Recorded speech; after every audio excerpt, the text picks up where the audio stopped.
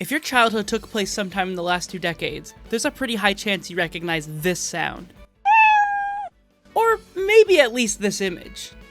And if you somehow don't, allow me to introduce you to Scratch, the programming language, and game maker, and animation tool, and somehow even social media platform. Not only does Scratch feel like it was a part of nearly every internet-raised kid's childhood, it had such a major effect on me in particular. It's honestly the reason why I'm here making stuff now. So today, I'd like to answer a question. Well, why? Why was Scratch created, and why do I love it so much? It feels like the best way to answer that is to go back, all the way back to 2007, when the first public version of Scratch came out.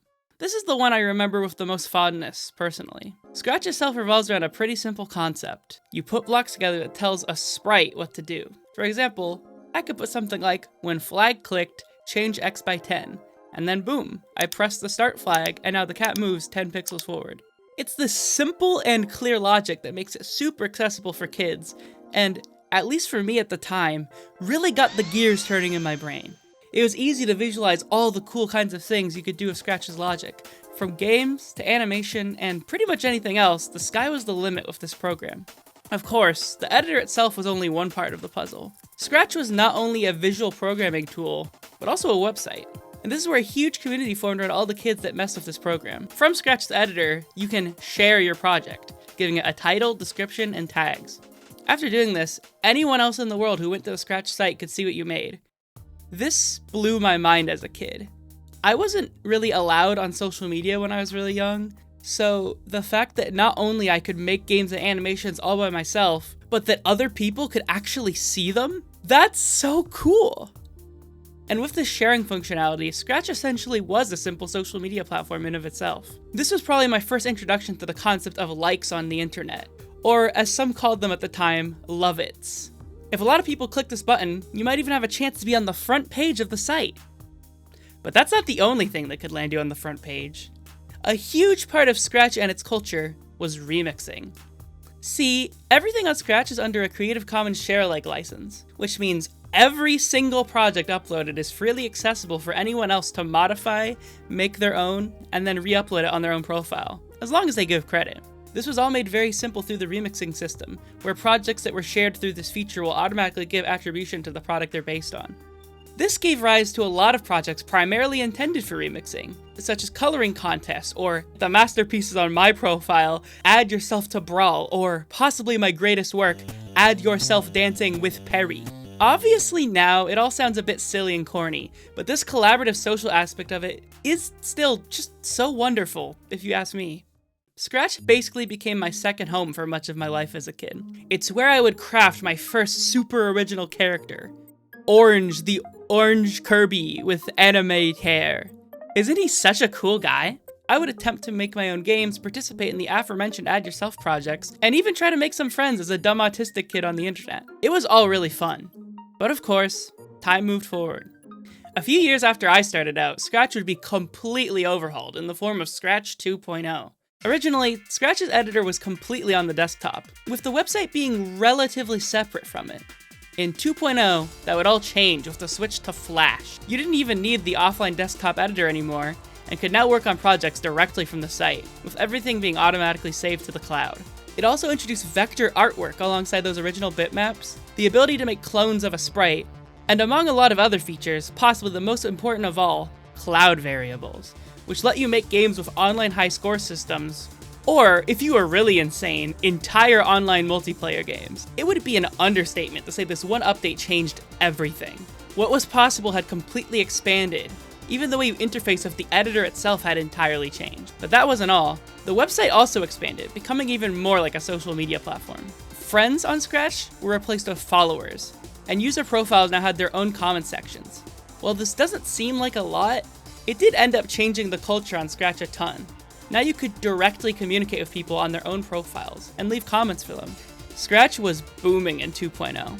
I would honestly even describe it as somewhat of a golden age for Scratch. People, including me, were very excited to take advantage of all the new things Scratch 2.0 allowed you to make, from more complex artwork to large-scale games with online functionality. It was frankly really damn cool. But let me step back just a little. What was I doing on Scratch? Well, at the start, I was doing this. Yeah. This is the first record of myself on the internet, the first thing I ever put out at the age of 9 years old. I definitely wasn't some sort of child prodigy, far from it, but despite how dumb this game looks, I love it. It's so earnest. In my own words, it is truly a Kirby game I made, but it's still in beta.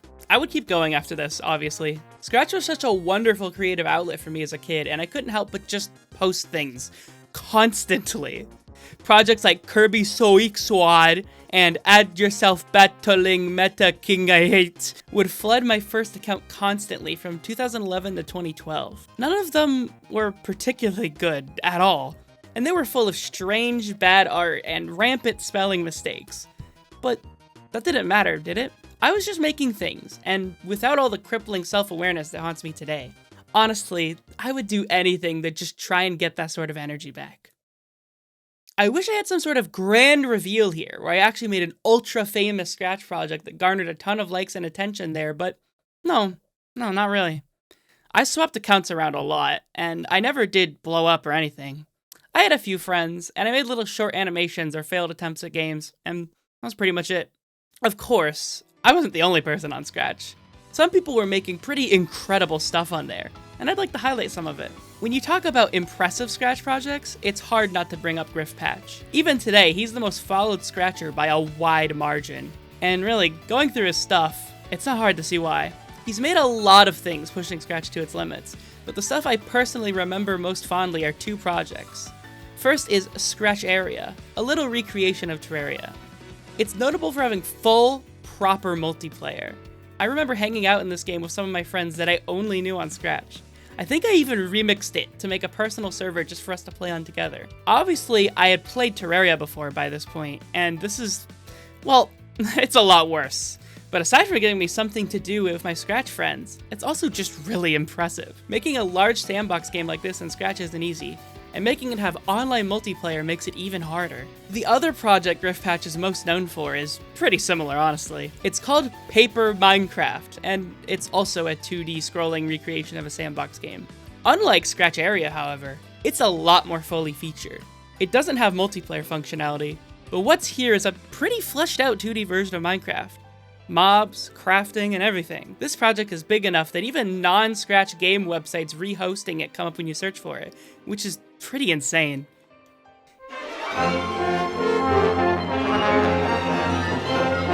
If you allow me to turn back the clock for a little, another more obscure creator on Scratch that still made a lot of hugely successful projects was the Super Guide Games.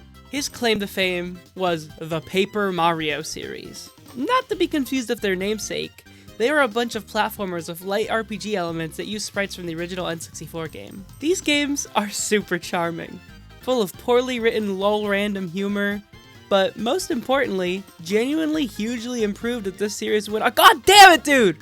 The Super Guide had a few other games, including Kirby's Epic Drawn, a genuinely really creative project combining ideas from Kirby's Epic Yarn and Canvas Curse, and his final game, Super Scratch Bros, a Smash clone built off the same engine of his previous projects and full of cute references to them. If you ever played any of this guy's Scratch games, please leave a comment, because you are probably the coolest person ever. And if you haven't, why not check them out? Anyways, where I feel the Super Guide truly peaked as a Scratcher was with the last game in the Paper Mario series, Paper Mario 12. This game is super nostalgic to me, and I somewhat consider it a magnum opus, not just for the Super Guide's projects, but Scratch as a whole. It really feels emblematic of the 2011 Scratch era, a time where things really just were more simple. It genuinely has some really cool ideas in game design too. And I mean, check out this dialogue. Ha ha ha ha ha ha ha ha ha. My evil plan is working out perfectly. And what is that? To fly away in a giant bagel factory and eat bagels for the rest of my life. That sounded better in my head. Mwah. Cinema. Of course, Scratch wasn't just games. A popular creator on the website that I was a huge fan of was Scratch U8.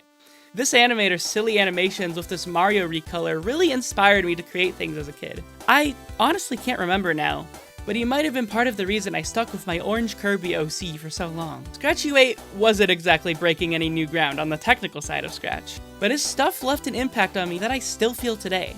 The desire to create things. And I think really that's what Scratch's greatest power was. Giving dumb kids like me the fire to create stuff. Being a content creator is a bit isolating these days, isn't it? At least for me, a lot of my work involves cutting myself off from people and grinding away at whatever it is I'm working on. A lot of that comes down to being an adult and lacking the innocence I once had, but growing up on a platform like Scratch also played a huge part in it. It was so goddamn collaborative. Everyone was putting each other's OCs in their projects and remixing things in order to be in the same little world together. But enough of the reminiscing. Where's Scratch today? Scratch would finally become 3.0 in 2019. I had all but moved on by then, so I don't have a ton of experience with this era, but from what I can tell, things are just kind of continuing as they were. Certainly, completely overhauling the editor once again and switching to HTML5 had an impact, but looking at it today, it really hasn't changed much. Kids grow old. New kids come in to take their place, and they make more cool stuff. Maybe it's because of its place as a non-profit, or its skew towards children, but Scratch really hasn't become shitified like much of the internet has these days.